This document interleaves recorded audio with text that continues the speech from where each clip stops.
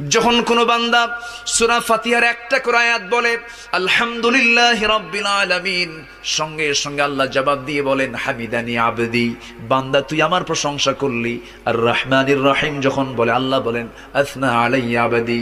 মালিক ইয়াউমিদ্দিন যখন বলে আল্লাহ বলেন মাজ্জাদানি আবদি। এরপরে যখন বলে ইয়াকা না'বুদু ওয়া ইয়াকা নাস্তাঈন পর্যন্ত যখন বলে আল্লাহ বলেন বান্দারে তুই আমার কাছে কি চাস, প্রাণ খুলে চারে বান্দা। ইহদিনাস সিরাতাল মুস্তাকিম থেকে শুরু করে নিয়া ওয়ালাদ-দাল্লিন পর্যন্ত যখন বান্দা বলে তখন আল্লাহ বলেন বান্দা নামাজের মধ্যে এমন প্রেমের খেলা খেললি বান্দা, তুই যা চাইলি সব আমি আল্লাহ কবুল করলাম।